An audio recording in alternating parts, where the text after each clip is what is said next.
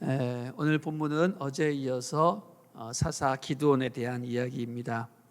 기드온은 므낫세 지파 사람으로 당시 미디안 족속의 압제를 피해서 몰래 포도주 통해서 밀을 타작하고 있었습니다. 미디안 족속 사람들이 씨를 뿌리거나 또는 타작을 할 때 쳐들어와서 농산물을 다 망쳐놓거나 그 농산물들을 약탈해 갔기 때문이었습니다. 당시 이스라엘 민족은요, 영적으로 심각하게 타락해 있어서 하나님 대신 바알을 섬기고 있었고, 또 이방인들의 그런 침략을 막아낼 힘조차 없었습니다.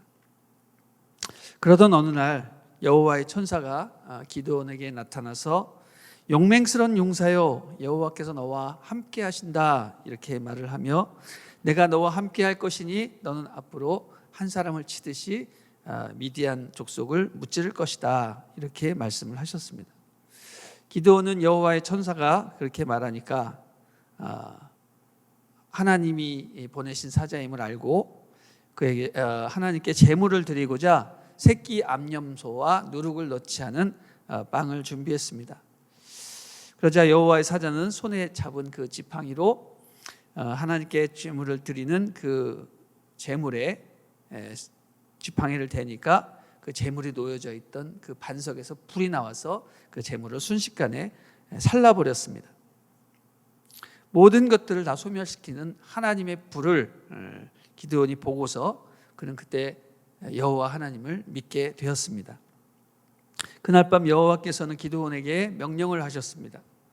동네에 있는 바알 제단을 허물고 아세라 신상을 쓰러뜨려서 그것으로 땔감을 삼아서 어린 수소를 잡아 제물로 드리라는 명령이었습니다. 기드온은 그 명령대로 수행을 했지만 낮에 하면 성읍 사람들을 두려워해서 밤에 그 일을 하게 되었습니다. 다음 날 아침 바알 제단이 회파되고 아세라 신상이 없어지자 사람들이 웅성거리고 누가 이런 짓을 했냐 추적을 하기 시작했습니다. 결국 기드온이 그렇게 했다라는 것을 발견하고 마을 사람들은 기드온과 그의 아버지를 모았습니다. 마을 사람들이 막 공격을 하니까 기드온이 곤경에 처했습니다. 기드온의 아버지는 만약 바알이 살아있는 신이라면 자기 제단을 무너뜨린 그 사람을 알아서 죽일 것이다, 뭐 이런 논리로 자기 아들 기드온을 살려줄 수 있었습니다. 그래서 그는 여룻바알, 즉 바알과 맞선 자라는 뜻을 가진 별칭을 얻게 되었습니다. 여기까지가 어저께의 본문이었죠. 이제 오늘 본문 우리가 읽은 대로 기드온의 본격적인 활약이 시작이 되는 겁니다. 미디안 사람들은 아말렉 사람들과 또 동쪽 지역 사람들을 규합을 해서 이스라엘의 곡창지대인 이스라엘 평원으로 쳐들어왔습니다. 이에 기드온이 맞서게 되었는데 여호와의 성령께서 기드온에게 임하셨습니다. 그는 성령에 충만하여 모든 두려움과 소심함을 몰아내고 담대하게 백성들을 모았습니다. 나팔을 불자 자기 고향 사람들인 아비에셀 사람들이 모였고요, 또 므낫세 지파들이 모였고, 또 이스라엘 평지를 중심으로 흩어져 살고 있던 주변 아셀, 스불론, 납달리 사람들도 다 모였습니다. 왜냐하면 이스라엘 평지는 이들 모든 지파들을 먹여 살리는 그런 농업 중심지였기 때문이었습니다. 이제 그는 많은 사람들을 모아서 미디안 족속들과 함께 결전을 벌여야 되는데 순간 그에게 두려움이 임했습니다. 혹시 하나님이 지금 함께 계시지 않으면 어떻게 될까? 이런 불안한 마음으로 하나님께 기적을 요구했던 겁니다. 오늘 본문 36절부터 40절까지 한 번 더 같이 읽어보겠습니다. 시작. 기드온이 하나님께 말했습니다. 만약 주께서 말씀하신 대로 저를 통해 주께서 이스라엘을 구원할 것이라면 보소서, 제가 타작마당에 양털을 한 뭉치에 놓아둘 것이니 만약 이슬이 양털 위에만 있고 땅바닥은 말라 있으면 주께서 말씀하신 대로 저를 통해 주께서 이스라엘을 구원하시는 줄로 제가 알겠습니다. 그리고 그렇게 됐습니다. 다음 날 아침 그가 일찍 일어나 양털을 짜니 양털에서 이슬이 물로 한 그릇 가득 나왔습니다. 그러자 기드온이 하나님께 말했습니다. 제게 화를 내지 마십시오. 제가 한 번 더 말하겠습니다. 부디 한 번만 더 양털로 시험하게 해 주십시오. 양털만 말라 있게 하시고 땅바닥 모두에는 이슬이 있게 해 주십시오. 그날 밤 하나님께서 그렇게 하셨습니다. 양털만 말라 있고 땅바닥에는 온통 이슬이 있었습니다. 자, 기드온은 자기의 그 불안함을 씻어낼 뭔가 확실한 표적이 필요했던 것입니다. 그래서 당장 자기 앞에 양털 한 뭉태기를 놓고 아침 이슬이 내릴 때 그 이슬이 양털에만 내리고 땅바닥에는 내리지 않게 해달라고 구했습니다. 아침이 되니 진짜 그런 일이 일어났습니다. 양털만 물이 있고 땅은 건조했습니다. 그런데 그 사실을 보고서 갑자기 또 의심이 생겼습니다. 혹시 양털이 땅에 이미 내렸던 이슬까지도 다 흡수해버린 것이 아닐까, 이런 의심이 생겼습니다. 그래서 하나님께 양해를 구하고 다시 한번 기적을 구했습니다. 주님, 이번에는 정반대로 해 주십시오. 그랬더니 어떻게 됐습니까? 다음 날 아침에도 똑같이 기적이 나타났습니다. 양털은 뽀송거렸고 땅바닥은 이슬로 가득 덮여 있었습니다. 자, 이렇게까지 확실하게 표적을 보여주시니 기드온이 출전 안 할 수가 없는 것이죠. 그래서 그가 열심히 나가서 싸우게 됩니다. 내일 본문입니다. 자, 오늘 본문을 우리는 어떻게 해석을 하고 또 어떻게 삶에 적용을 해야 될 것인가? 저는 기드온의 모습을 보면서 참으로 의심도 많고 용기도 없는 사람이다, 그런 생각을 하게 됩니다. 하나님이 직접 천사를 보내주셔서 기적도 보여주시고 또 직접 말씀하시고 명령하시면 그것을 곧바로 받아들여서 수행하면 되는데 왜 기드온은 매번 의심을 하고 기적을 요구하고 하나님을 시험할까요? 왜 우리 주님은 이런 믿음 없고 의심 많은 자를 통해서 일을 하실까? 이런 생각을 하게 되는 거죠. 여러분, 저는요 요새 그 애니어그램이라는 것에 푹 빠져가지고 저의 성향은 물론 저의 아내, 그리고 저희 가족들, 그리고 제 주변의 교육자들, 뭐 하여튼 주변에 만나는 사람마다 저 사람은 어떤 유형일까 계속 그것을 관찰하는데 재미를 느끼고 있습니다. 권호양 목사님께서 저를 보시더니 선무당이 사람 잡는다고 그런 짓 좀 하지 말라고 그렇게 얘기를 하시는데 맞습니다. 저는 지금 초보자라서 그런 열정이 있는 거죠. 막 너무 재밌으니까 만나는 사람마다 저 사람은 무슨 유형이구나, 이제 그런 거를 이제 나름 추측을 하곤 합니다. 초보니까 그런 열정을 갖고 있죠. 그래서 점점 더 깊이 알고 익숙해지면은 그런 미숙함이 없으리라고 생각이 됩니다. 그래서 그런지 제가 사사기를 묵상하면서도 이 사사들의 애니어그램이 막 들어오는 거예요. 오늘 본문을 이렇게 보니까 기드온은요 전형적인 애니어그램 6번 유형입니다. 6번 유형. 애니어그램 6번 유형의 특징은 뭐냐면요, 과거에 보호받지 못한 그런 상황 가운데서 자랐기 때문에 늘 불안해하고 겁이 많고 또 자기를 지켜줄 권위자에게 애착하는 그런 모습을 보여줍니다. 그에게 정말 필요한 것은 용기입니다. 용기. 여러분, 애니어그램이라는 것은요 단순히 사람을 9가지 유형으로 만들어서 그 사람이 어디에 속하는가 이걸 맞추는 그런 게 아니에요. MBTI하고 굉장히 다른 거예요. MBTI는 변할 수 있지만 애니어그램은 태어나서 죽을 때까지 변하지 않습니다. 그게 그 사람에게 주어진 어떤 그런 유형인 거예요. 그래서 이것을 통해서 우리는 무엇을 알아야 되냐면 그 사람이 지금 어떤 사람이냐라는 것을 아는 것이 아니라 하나님께서 원래 그 사람에게 주어주신 아름답고 완전한 자아의 모습을 발견해 나가는 것입니다. 그래서 그 사람을 보면요, 지금 현재의 모습이 아니라 원래 하나님께서 주어주신 아주 아름답고 완전한 그 모습을 찾게 해줘야 되는 거예요. 그런데 이 사람이 죄악된 세상에 살면서 어떻게 됩니까? 상처도 받고 환경의 영향도 받아서 원 모습에서 점차 비뚤어지고 왜곡된 그런 모습으로 고착이 되어 가거든요.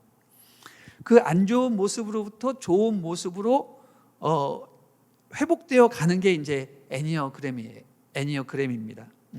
인생을 긴 여정으로 보면 결국 자기 집을 찾아가는 과정이 되는 거죠.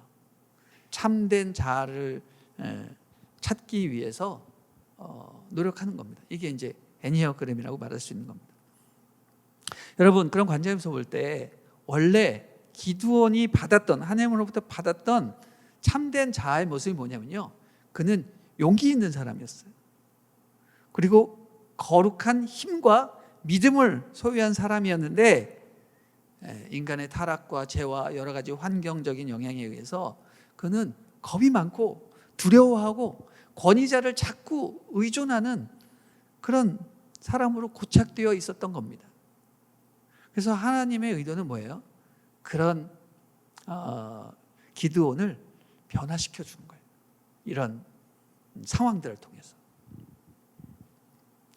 여러분, 우리 하나님은요, 현재 우리가 갖고 있는 나약한 모습을 보시는 것이 아니라 원래 창조 때 주어 주셨던 그런 완전하고 거룩한 모습을 늘 염두에 두시고 우리에게 사명을 주시는 겁니다. 그러니 우리는 이해가 안 되는 거예요. 어떻게 이런 일을 내가 감당할 수 있을까? 하나님이 왜 나에게 불가능한 일을 명하시는 거지? 라고 생각을 하지만 사실은 그게 불가능한 일이 아닌 거예요. 원래 우리가 할 수 있는 일이었던 거예요. 그래서 하나님을 믿고 의지하고 따라가면 그것을 감당하게 되는 거예요. 그리고 나의 참된 자아를 찾게 되는 겁니다.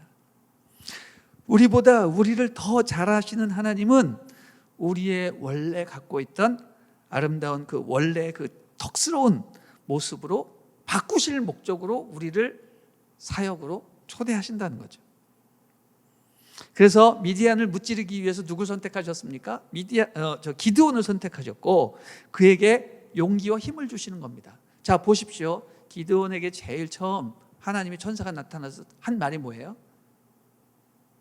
용기 있는 전사여, 내가 너와 함께함이라 딱 얘기했잖아요. 근데 기드온에게 있어서는 뜬금없는 말인 거예요. 용기? 하나님이 나와 함께 하신다고 믿을 수 없었던 거죠. 그러나 그 말이 6번 유형인 기드온에게는 절대로 필요한 덕목이었다는 겁니다.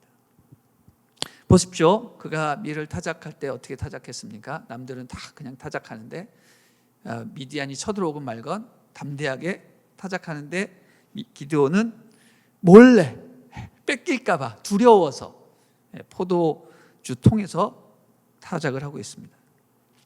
또한 아버지의 바알 제단과 아세라상을 무너뜨릴 때도 사람들이 두려워서 낮에 못합니다. 밤에 몰래 합니다. 또 정작 미디안 족속들과 싸울 때 백성들이 다 모였어요.